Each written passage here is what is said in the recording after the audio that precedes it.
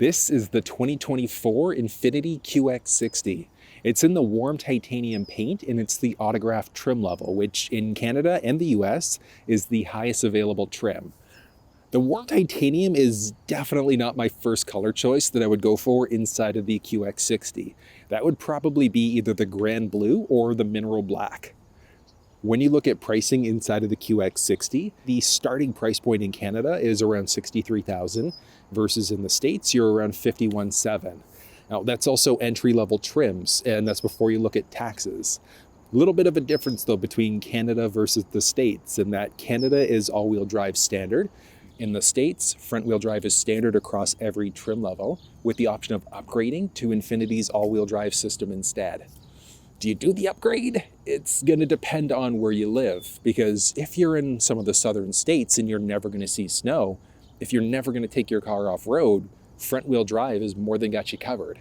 But if you're in some of the northern states, it typically would be a good idea, if you're going to see snow, to get yourself all-wheel drive. It's just infinitely better performance in wintertime conditions, snowy conditions and slippery conditions, things like that.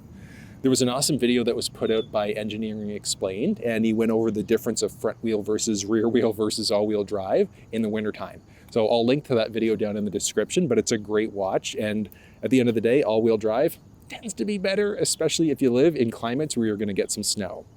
There are different options for the wheels inside the vehicle. 18-inch is going to be standard in the lower trim, and then it's going to be 20-inch wheels with varying styles otherwise. As always, if you're not crazy about the style of the wheel, you can either go aftermarket, but you can also change up the dynamic look of the wheel by getting them hydro dipped instead. I've seen some pretty cool ones like carbon fiber hydro dips and just completely unique looks, so that is available as an option. You're going to find LED headlamps inside of the QX60, and some of the higher trims also have the option for auto leveling on top of that. And that goes the same way with a lot of other technology you're going to find inside the QX60. So you're going to find the option for the forward sensing system in most trim levels, along with a front-facing camera. And then that front-facing camera would pair up with the side-mounted cameras and the backup camera for a full 360 monitor. So that surround view is available. One thing that I would like to see though is more manufacturers utilizing those cameras and recording it internally as a dash cam. I really think it's only Tesla that has that flexibility, but the cameras are there. They're not the highest quality, but still, I think that it would be great to see Nissan Infiniti utilize those cameras for a full dash cam recording experience. You're going to find a chrome highlight along the bottom of the hood, and that wraps through the bottom part of the grille on top of that with the Infiniti logo in the very middle. Underneath the hood of the QX60, there's only one engine choice that's available, and that's this 3.5 liter V6 engine. It's naturally aspirated, so non-turbocharged, and it does have a respectable amount of power. It's 295 horsepower and 270 pound-feet of torque. So very similar performance to a lot of vehicles with a similar size engine. But I would love to see an optional upgrade, like a performance upgrade package inside of the QX60. Maybe throw a turbocharger on that 3.5 liter V6 to give you like an extra 100 pound-feet of torque and just put you in line with a lot of other vehicles that are sportier in this class. That performance upgrade would be amazing, but still, the performance just out of the 3.5 liter V6 is pretty respectable. And then the warranty inside of the Infiniti world is actually pretty good. Your basic is a 4-year, 60,000 mile, 100,000 kilometers. The powertrain gets bumped up to a 6-year, 70,000 mile, 110,000 kilometers, which I think is a pretty solid warranty at the same time. It's a step above the Nissan equivalent, but you just want to make sure you're taking care of your ride, bring it in for regularly scheduled maintenance and at least regular oil changes to protect your investment. Filling up fuel inside of the QX60 is just done along the driver's side. It's an unlocked cover, and it also has a capless system, but that capless system has anti-siphon technology built in. When it comes to fuel quality that you're supposed to be using, here's the thing. On the actual fuel door, it says premium fuel is recommended for maximum performance. So, minimum manufacturer's recommendation inside of the QX60 is just regular 87 gas. So regular octane is all you technically need to use inside the vehicle. But the horsepower and torque specs that we were looking at under the hood are all achieved using a premium fuel, so achieved using a 91 octane. Do you need to use a premium fuel? No, But if you want the best possible performance, you want to use at least a 91 octane. You can't use E85 in this thing. It's minimum 87 octane or higher. So ideally, 89 if it's in the budget, or 91 if you can do it. But you will notice a little bit of a decrease in performance if you just regularly use 87 octane. The rear end styling inside of the QX60 is pretty simple. You've got a little spoiler over top, and that also does feature a gloss black highlight, but the black highlights in the back go a few different spots. So there's one throughout the middle, right in between the Infiniti badge and the Infiniti wording, but the lamps in the back also do feature little black bezels that wrap throughout. There are a few pieces of technology you're always going to find in the back end of the QX60. The rear park sensing system will always be there regardless of the trim, so will the backup camera, and you're also going to find the rear wiper on top of that. But there's also some other cool safety technology like a reverse brake assist. So if you're backing up and there's an obstacle behind you that you don't see, the car can slam on its brakes for you. You will find the option for towing inside the QX60. When you go for the factory option, you've got the receiver and then the 7-pin wiring harness as well. Max towing capacity with the factory option is going to be 6,000 pounds. If you do something aftermarket, you're getting cut to around 3,500 pounds in comparison. So if you want the best possible towing capacity, get it at time of ordering from the factory. Getting into the cargo area of the vehicle can be done a few different ways. So there's a button just to the left-hand side of the steering wheel. You can use the key fob to do it. And then if you just trace right above the second N in Infiniti, there's a button to the right-hand side of the backup camera that you can push. And then you're also going to find the option for a foot-activated liftgate. So you've got a handful of groceries, kids, whatever the case may be. You're going to walk up to the back end and kick. Nice and simple. It's great. I love it. I love hands-free liftgates. It's done differently with different manufacturers, but this is pretty solid. There are a few buttons on the outside as well, so you can close the liftgate easily. Inside of the trunk area, so there's nothing off to the right side. And then on the left side, there's a 12-volt power point, and then there are buttons in order to raise the third row seats. But whether you have power up is going to depend on which trim level of the vehicle that you're in. This is the Autograph, so the highest available trim, so it's got every option that's available. But I'll show you the seats in just a second. So there's this little carpeted liner back here, and lifting it up, there's actually a solid amount of space hidden underneath. And then off to the right, there's this little cutout, and that's going to be a release in order to get access to the spare tire. And the spare tire is located just underneath the vehicle. Now, one of the nice things about being an Infiniti owner is that you could change the tire out yourself if you want to, but you also have access to roadside assistance, and that's good for things like tire changing, fuel delivery, winching, lockout services, and a number of other things. It doesn't matter if you're in Canada or the States, you get 4 years of coverage from the day that you purchase your vehicle, and that's good for unlimited mileage. So like I said, you could change it out yourself if you're handy, or just call an 800 number to have somebody do it for you. So it is useful from that perspective. But in order to fold down the third row seats, there's a tab along the very top you're going to lift and push in order to fold that seat down. And there is a solid amount of cargo space there, but in order to fold down the second row seats, that has to be done from the inside. So just going to go. Second door, there are a few different buttons that you're looking at. So there's one that's a button in order to be able to power slide that seat. If you wanted to get into the second or out of the third row, that's not the one we're after. There's a little lever along the side, so you're going to pull that one in order to fold the seat down. And when you have both seats folded down, there is a great amount of space inside of the QX60. And the cargo dimensions that you're looking at are going from right where the liftgate would close to just in behind the armrest between the first row seats. So if that driver's seat, passenger seat were forwards, backwards a little bit, you'd gain or lose on a little bit of extra space, but still solid amount of space at the same time. And then bringing the third row seat up might be manual, might be power, but you can do it yourself manually if you want to. So there's a little strap you're going to pull in order to raise that seat. But if you've got the option for power, you can just push the button there instead in order to lift that seat up. Useful. The only thing you're going to have to lift up yourself regardless is going to be the headrest. But that's pretty useful at the same time.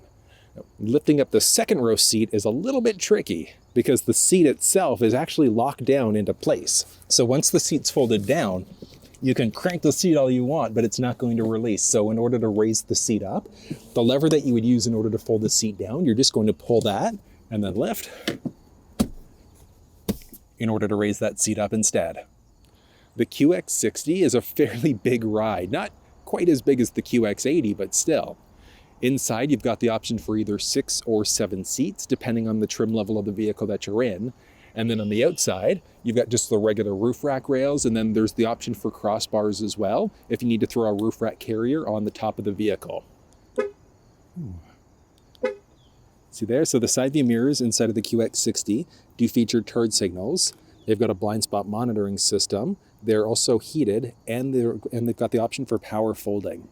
Now on top of that, you've got a few other options. So on the doors, you can see there, first row door and second row door, there's this little hamburger icon. So as long as you've got the key fob on you, so in your pocket, you could push there in order to lock the door, and then just slide your hand in order to unlock. Ooh, that's nice.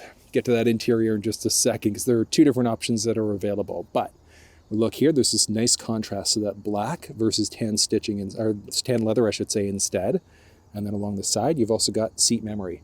And that's seat memory for the driver and the option for the passenger side. Passenger side is not standard across the board. There's this nice wood grain you can see there, and that follows all the way throughout the dash. Even through to that passenger side, which looks good. But along the door there, you've got the unlock lock buttons, the option of power folding those side view mirrors if you wanted to. And then you've also got the basic window controls, and then killing off power to those rear windows. Upgraded Bose audio system inside this vehicle. And then there's a little bit of door storage there as well. On the inside, you've got, so neat, some quilted leather there, and that matches what's going on with the seat. But this isn't going to be standard, so it's going to be leather seats in most trim levels of the vehicle, but this quilted is going to strictly be for the Autograph trim level of the vehicle. But still, that's nice. Look at this. Infiniti badge there. You've got a button there. I'll show you what that one does in a second. And then this, in order to move the seat forwards, backwards, up and down. You can adjust your backrest, and then there's also 4-way lumbar support on top of that. But I gotta say, the seat quality is definitely there. I love the quilted look of the seat, and then just the way that the stitching flows. I think it looks great. Along the side there, you've got one for steering assist, specifically when you're using the adaptive cruise control system. There's a head-up display button, and then you can open and close the trunk from the inside here. There's also a little dimmer switch, so you can increase or decrease the brightness of that cluster screen, and then a power telescoping steering wheel. But let's hop inside here. Ooh. Oh, that's nice. And a little vehicle startup. Ooh, good song, but let's not go copyright for this for this video here.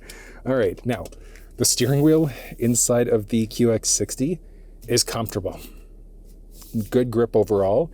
There is the option for a heated steering wheel inside the vehicle and a few other features too. So if you look down the center stack there, you've got a ton of different options that are available. So you've got rear controls and things like that, but I'll touch on the options for the climate in a minute.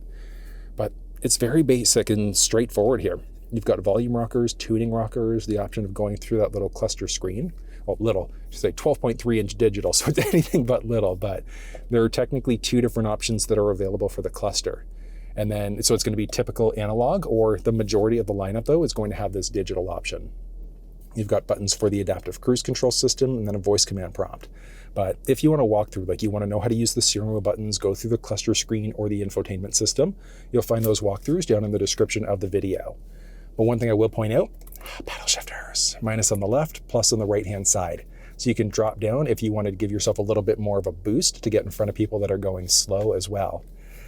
If you've never used paddle shifters, they are a blast once you get the hang of them. So what I'm going to do is, what I've done is I've put together a walkthrough video explaining how paddle shifters work. It's done on the S650, so the current gen 2024 Ford Mustang, but the process works the same in every vehicle. It doesn't matter if it's the paddle shifters, if you've got a little hand shifter there, or a column shifter in a truck.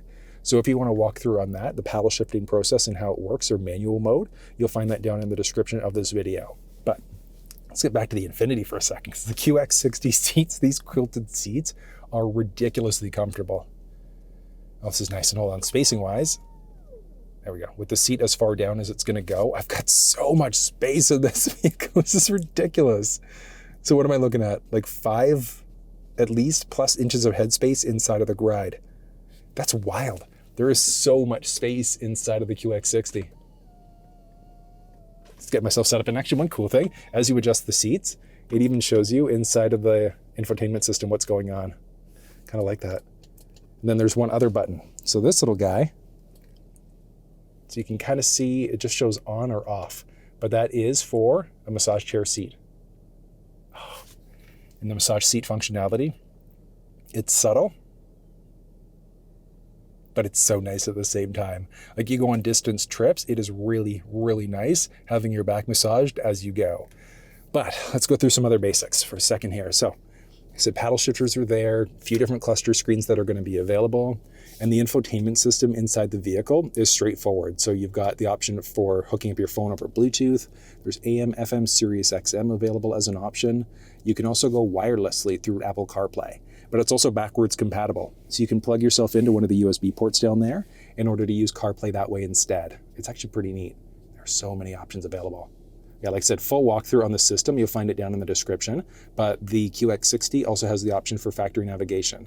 It's pretty responsive, which is great, and it's included with the purchase of your vehicle. But as I mentioned, you do have the option of connecting over Android Auto or Apple CarPlay. So on the Apple side of things, you can use Google Maps, Apple Maps, or Waze, and then on Android, you can use Google Maps or Waze. I tend to prefer using my phone navigation over built-in, but if you're going cross-country and you don't have to worry about roaming charges, you do have that available as an option instead. That's nice. And then even for media. So for audio, you've got a ton of different options. So you've got AM, FM, Sirius XM, Bluetooth. If you had a USB stick with MP3s on there, you could also plug yourself in. So you can just kind of make out the USB ports down there. So there's USB-C, USB Type A, and then go, USB device connected. And actually, while that's loading up, there are two different speaker choices that you're going to find inside of the QX60. So it's either going to be, I believe it's a 9 and then a 17 speaker. And the 17 speaker is a Bose audio system. And I mean, there are speakers you can see. So Bose Performance Series speakers all over the place inside the vehicle. It's actually kind of ridiculous. So the audio that we're going to listen to, it's coming through the USB audio source, and it's just being recorded right off the microphone here. So there's no post-processing done whatsoever. But let's go USB menu, look by songs, and let's start off with a little bit of relaxing music first.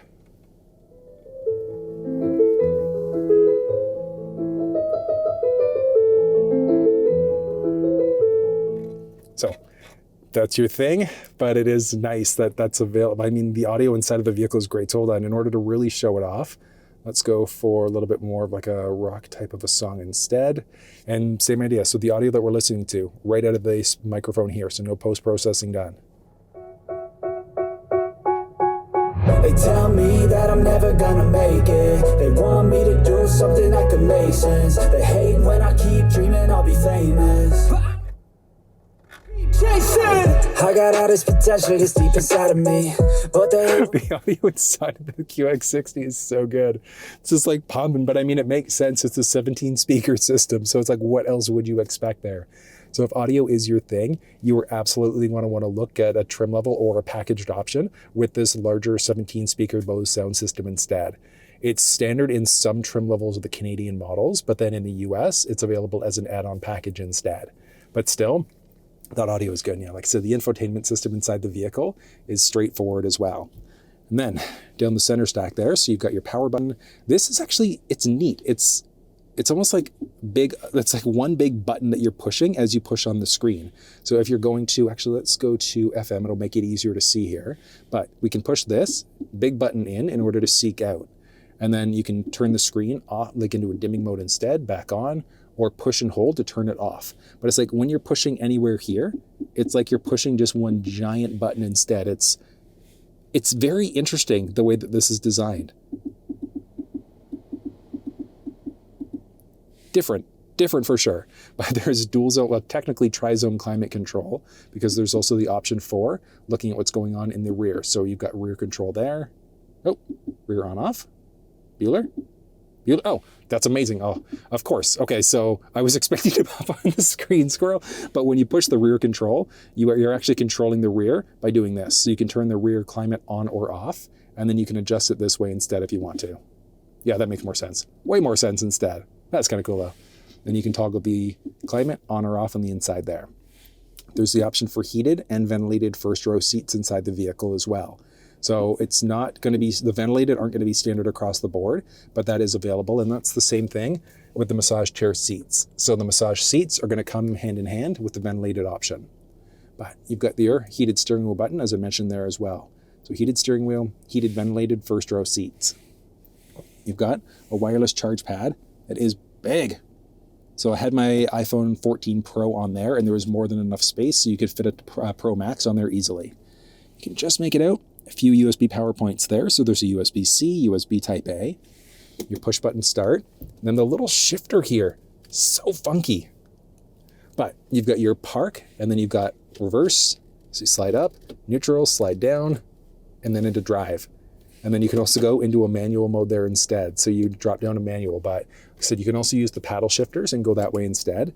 And then just button press in order to put yourself back into park again.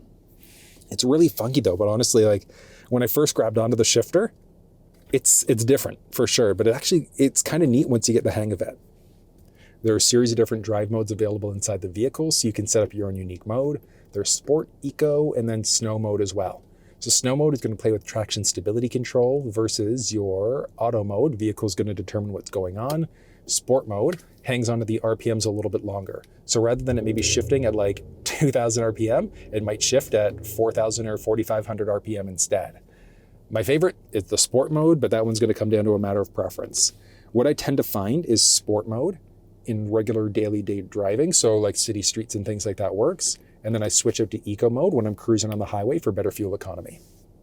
There's the auto start stop button. So that's one that's potentially going to kill power if you're stopped for an extended period of time. If that drives you crazy, you can toggle it off. But when you turn the car off and turn it back on again, you have to deselect that again. There is the electronic parking brake, auto hold, and then a series of other buttons here. And that's to go through the infotainment system. I honestly love what Infiniti has done and how this dial works. So you can go through all of the different options. So rather than pushing the touchscreen, you can do that. You can also just go through and do it this way instead. It is really neat the way that they've got this set up, and it's super intuitive just using this dial instead. So you can move through all of your presets, your different sources and things like that, moving up and down across the screen. I love the way that they've done this. Really, really cool setting. And then there's also a little camera button. So you've got you can see there, your full 360 camera. There's a backup view. You can see what's going on beside you there as well. And then your full view and then for the front end. When you're in reverse, so you've got your backup camera, and then you can also switch across to the other camera options instead. Really neat. Yeah, I like the way that they've done this button and how you can get through the full infotainment system doing that. It's really cool. The glove box inside the armrest inside the vehicle, non-lockable, but you've got a little 12-volt power point there. So if you need to hook up a little dash cam, that's where you're going in order to make it happen. That same quilted look, it is so neat. Just the way that they've got it matching the seats there. And that's going to be the same regardless of the trim of the vehicle that you're in. So because this is the quilted leather, you've got the quilted dash. It's going to look different if you don't have the quilted seats, but it'll kind of match what's going on there. But I don't know, what do you think of the interior?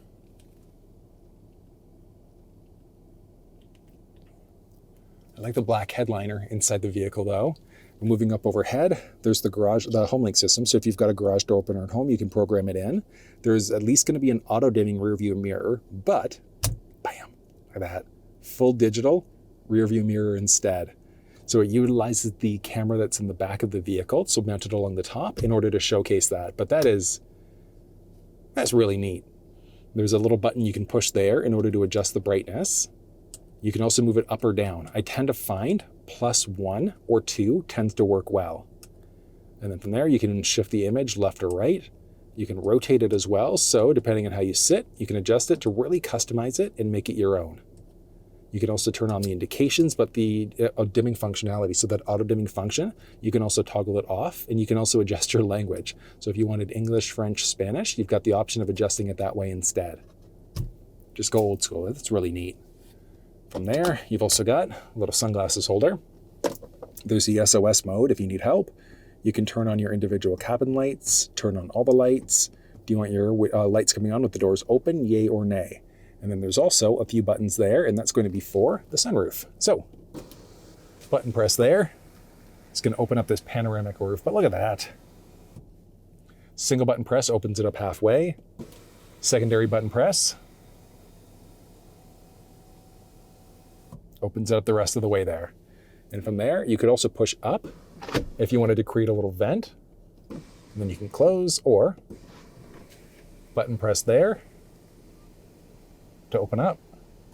So single button press is single button press opens it up most of the way. Secondary button press opens it up that last little bit. But that is a nice little bug guard. I just love how that opens things up. And I wonder if we just push the shade closed, is it going to close everything together? Let's try again. No, okay. So you do have to fully close the window first. So just button press.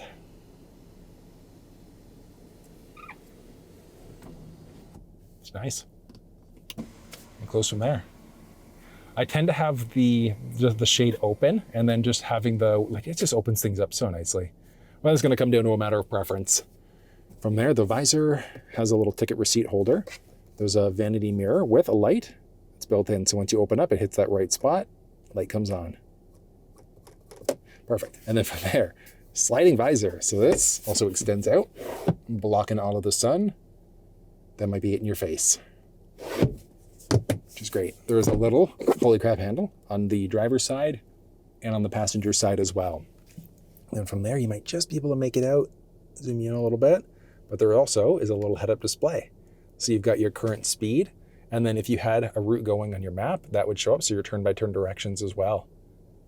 That's really cool. But yeah, like I said, if you want to walk through any of the technology, like using the head-up display, the cluster screen, the infotainment, that's down in the description. But I've got the seat set up. Yeah, I've got the seat set up the way that I would traditionally drive. Inside of the second row, I've got a good amount of knee space, good amount of foot space. Up overhead though, with me sitting fully upright, it's a little bit tight. Like I've got maybe half an inch of headspace there. So not a ton of space, but one nice thing is that just along the side, there's a little release. So there's a lever there. You can pull that in order to pull the seat down, but you can also extend it back to this nice recline instead. Nice. And the seat is actually really comfortable inside of the second row. Oh, that's actually really nice. Now, am I going to want to recline the seat if there are people in the third row? No, but if you're in this row and there's nobody back there, or if they're a little bit shorter, you've got that available though. It's really comfortable. And the seat, that's good. And then you've got two different configuration options inside of the QX60 for the second row. So it's either going to be dual captain's chairs like what we're looking at here, or there's a bench seat configuration instead. So whether you go for the bench seat configuration or you go for the dual captain's chairs, that's actually going to depend on which trim level of the vehicle that you're in. So this is the Autograph trim level, so the highest available option, which means that your only choice is going to be the 6-seat configuration. Otherwise, it's going to be the 7-seat configuration in the lower trims of the vehicle. So pretty nice though. And then with the with the dual captain's chairs, you get this little setup in the middle too.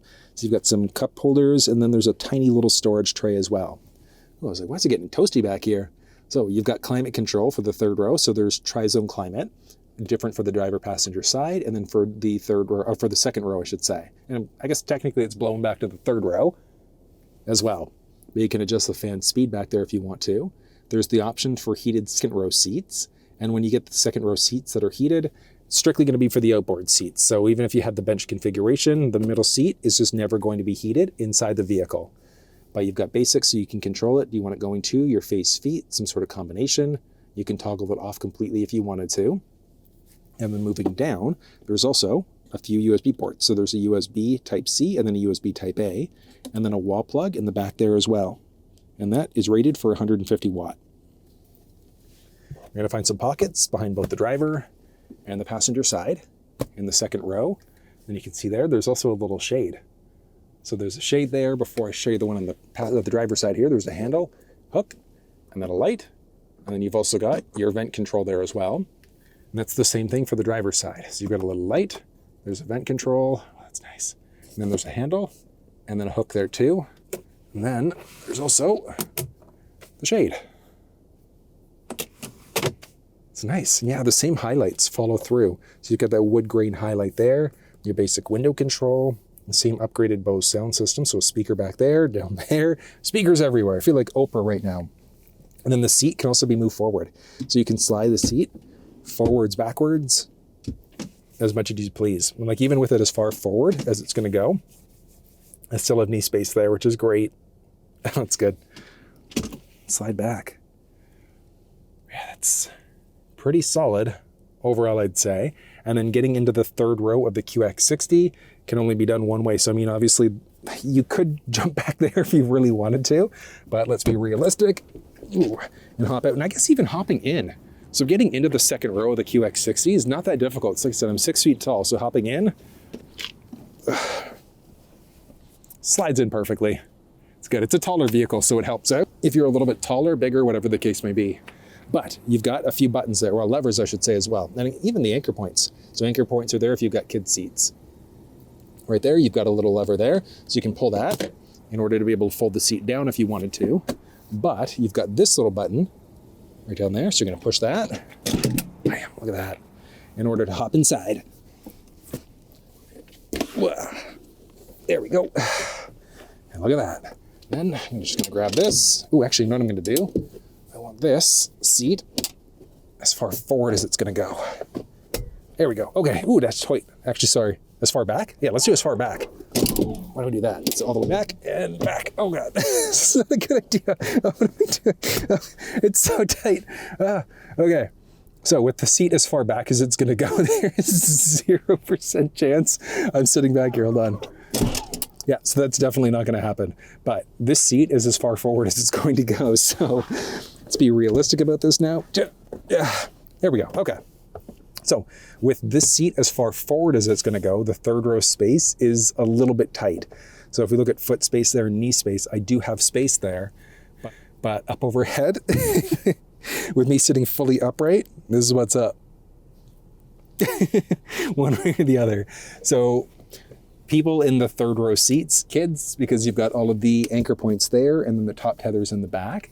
But outside of that, I would probably say like 5'7", maybe to comfortably sit inside of the third row of the QX60. Any taller than that, you're not gonna have a fun drive by any stretch. And I already showed you the leg space there, so not quite as big as I would have hoped. But if you need something a little bit bigger, the QX80 is available as an option instead. But QX60, bigger than 5'7", you're not fitting in the third row whatsoever. But you can always just have these seats folded down instead. So if you needed the two seats in the middle or even the bench with more cargo space, that's available too. Feature-wise back here, a few cup holders. Ooh, interesting the way they did that. So there's a little USB Type-C, USB Type-A power point there, I should say. Built in. There's a vent control on the driver and the passenger and the driver's side. There's a little light up overhead as well, and that's just turned on because the door is open. You can see another speaker there, and it's the exact same setup for the driver's side. So a USB power point with a few cup holders too. Yeah. Ooh, I just can't get over how tight that is. There's no way I'm going to do this right now. Hold on. All right, so I'm just going to foot pedal. Yeah, there we go. Yeah, that's tight. That's very tight. Yeah, I wouldn't want to be stuck in this third row seat. So you can push the button there in order to fold the seat, or move the seat forward again. So you can see there, but there's also this little tab. You can pull, oh, that's just to fold the seat down back here. Oh no, I'm stuck now. All right, here we go. And then just button press. There we go, in order to be able to fold that seat forward. So that tab is an extra release in order to be able to fold down the second row seat. Kind of neat. But this thing is powered by the 3.5 liter V6 engine. So let's head out for a spin and see how it handles. All right, handling. I mean, I'm just going around a bend here right now, but at 60, it's taking it nicely. All right, and here we go.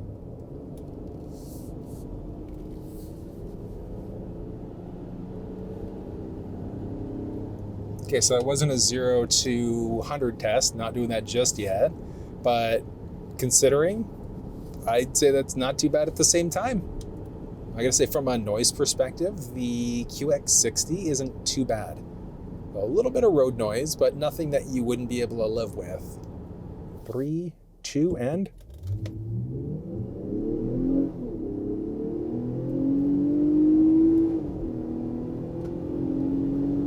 100 or 60 miles an hour. All right. I mean, you could tell it was kind of working, but one of the nice things about it being a non-turbocharged engine, you didn't have to worry about any sort of turbo spool. So I put my foot down and I was going. And I was in the sport mode there. So sport mode holds onto the RPMs. Sport mode holds onto the RPMs a little bit longer, and it gives you an infinitely sportier performance in comparison. Okay, let's do some dynamic road testing, just in case.